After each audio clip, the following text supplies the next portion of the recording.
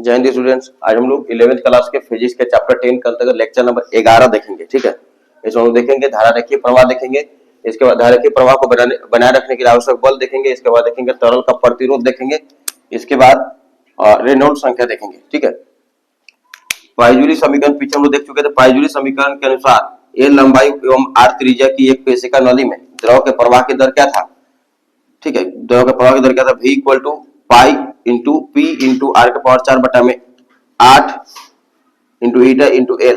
ठीक है, तो V बराबर क्या था? इकाई सेकंड में बहने वाले द्रव का आयतन था। ठीक है, जिसका सांतक गुणांक ईटा था, कथी था? ईटा।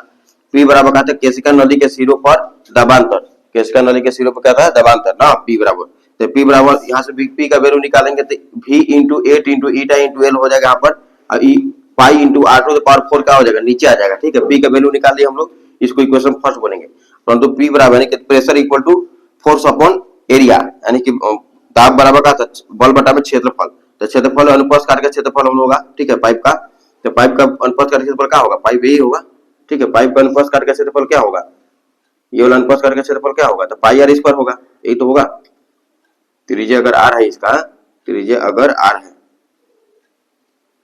त्रिज्या अगर आर लिए हैं तो इसका क्षेत्रफल क्या होगा? पाई आर स्क्वायर होगा। स्मॉल आर ले लिए हैं, स्मॉल आर लगाएंगे ना। एक बराबर धारा रेखीय प्रवाह को बनाए रखने के लिए आवश्यक बल है एक और दूसरे, P इधर भी है इधर भी है, P बराबर क्या हो जाती है? ये वाला इसके इक्वल हो जाएगा, P भी मिला था तो इसको बराबर कर देंगे तो पाई पाई कैंसिल आउट हो जाएगा, r के पावर 4 में से 2 हट जाएगा यहाँ पर। ठीक है, तो ये बराबर क्या बचेगा? बराबर 8 into V into N into n eta into l upon r to the power कितना बचेगा? 2। ठीक है, तरल का प्रतिरोध, तरल का प्रतिरोध हम लोग देखेंगे। ठीक है, resistance of fluid, resistance of flood.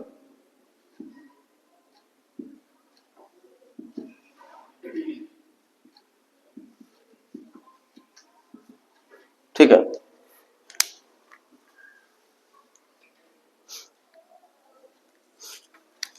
R equal to 8 into eta into l upon pi r का पावर 4 ना।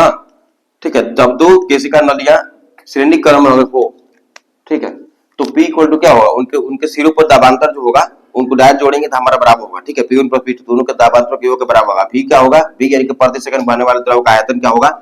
ठीक है, समान होगा, V समान होगा, चेंज नहीं होगा। समतुल्य तरल का प्रतिरोध क्या हो जाएगा? RS equal to R1 plus R2। ठीक है, जब दो केशिका नलियां समांतर क्रम में हो, समांतर या पार्श्व क्रम में, समांतर या कहते हैं पार्श्व क्रम भी कहते हैं दोनों में। ठीक है, तो समतुल्य प्रतिरोध क्या होगा? 1 by R P equal to 1 by are p. ठीक है, 1 बाई आर पी होगा, यहाँ पर मिस्टेक के साथ दिखते हैं हम,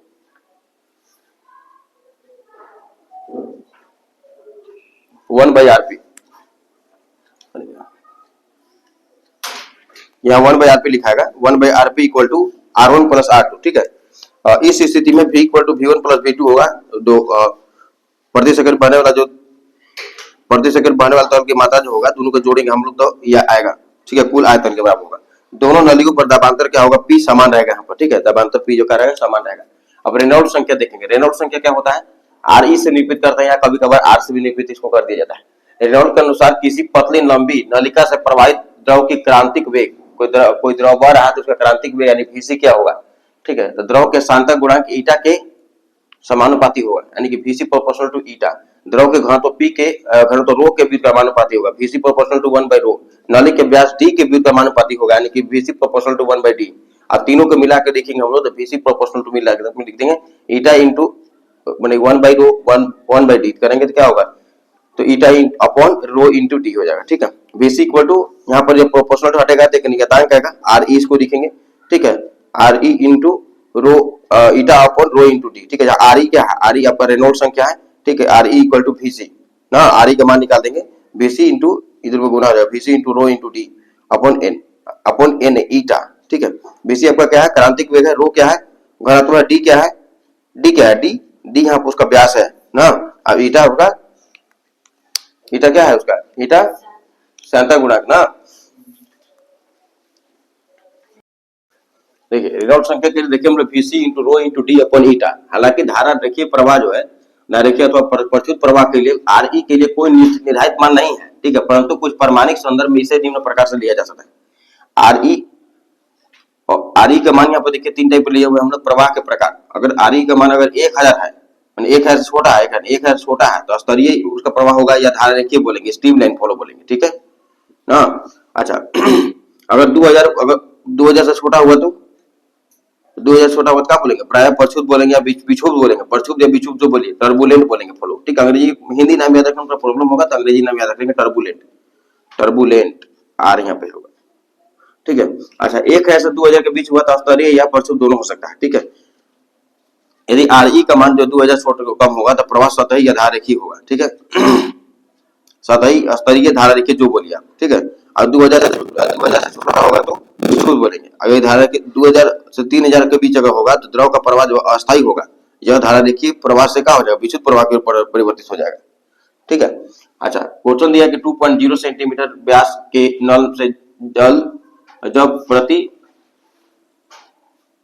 जल लगा हुआ है, जल लिखा है, जल प्रति मिनट 1 लीटर पानी, जब ही है पानी लिखिए, आगे लिखा हुआ है ना, जब प्रति मिनट 1 लीटर पानी बह रहा है तो जल का सांद्रता गुणांक दिया हुआ है 10⁻³ डेका, ठीक है। तो द्रव का प्रवाह होगा, धारा रेखीय होगा, विक्षुब्ध होगा, दोनों में कोई नहीं। तो रेनॉल्ड्स संख्या हम लोग पहले निकालेंगे, यहाँ रेनॉल्ड्स संख्या ज्ञात करेंगे हम लोग। रेनॉल्ड्स संख्या के लिए VC into rho into D, तो डी आपको दे दिया 2.0, रो भी आप डी दे दिया, रो भी आप जानते हैं जल का घनत्व कितना होता है 10⁻³ किलोग्राम प्रति मीटर क्यूब, ठीक है। प्रवाह दर कितना दिया, प्रवाह दर क्या होगा तो VC इंटू अनुप्रस्थ काट का क्षेत्रफल, अनुप्रस्थ काट का क्षेत्रफल आप लिख सकते हैं, इसको ए कैपिटल लिखना चाहते लिख सकते हैं। ए बराबर क्या जाता है, ए बराबर पाई आर स्क्वायर होता है, ठीक है, पाई आर स्क्वायर। तो पाई आर स्क्वायर से हम लोग कैसे निकालेंगे, ए बराबर पाई आर स्क्वायर होता है, तो इसको पाई डी स्क्वायर चेंज करना होगा, तो ठीक है, क्योंकि व्यास डी दिया हुआ है ना, तो इसको क्या करेंगे हम लोग, पाई डी स्क्वायर को पाई आर स्क्वायर 4/4 करेंगे, ठीक है। तो 4 2 किसका होता है तो फिर 2r किसका हो जाएगा, 2r आपका डी होता है, पाई डी स्क्वायर 4 हो जाएगा, ठीक है। यहाँ हटा कर रखेंगे पाई डी स्क्वायर 4, ठीक है। VC का मान दिया है 1000, प्रवाह दर कितना होता है 1 लीटर प्रति मिनट दिया, तो इसको 1 लीटर को 1000 सेंटीमीटर क्यूब लिखेंगे, अब 1 लीटर होता है तो 1 मिनट होता है 1 सेकंड। अब पता होना चाहिए 1 लीटर जो 10⁻³ सेंटीमीटर होता है ना क्यूब, अच्छा 10⁻³ मतलब 1000, इसको जब 6 से भाग देंगे 16.67 आएगा VC into pi into D square upon 4, ठीक है। यहाँ तो VC का मान निकालेंगे हम लोग तो ई4 से गुना हो जाएगा, ई2 से भागा हो जाएगा, तो पाई का मान 3.4 रखेंगे, डी का मान 2 के स्क्वायर रखेंगे, ठीक है। तो जब सोल्व करेंगे तो हमारा 5.3 सेंटीमीटर प्रति सेकंड, ठीक है। अब मीटर प्रति सेकंड बदलना होगा तो सेंटीमीटर में 1 सेंटीमीटर में कितना 10⁻² मीटर, तो इसको हटा के सेंटीमीटर हटा के 10⁻² मीटर लगा देंगे, मीटर प्रति सेकंड। ये आपका आगे धारा रेखीय क्रांतिक वेग का फॉर्मूला आ गया, क्रांतिक वेग का मान आ गया। तो रेनॉल्ड्स संख्या का फॉर्मूला आप जानते हैं ये वाला, तो में रख दीजिए। VC का मान रखेंगे, ये हमारा रो का मान रखेंगे 10⁻³ रो का मान 10⁻³ जल का घनत्व, ठीक है ना।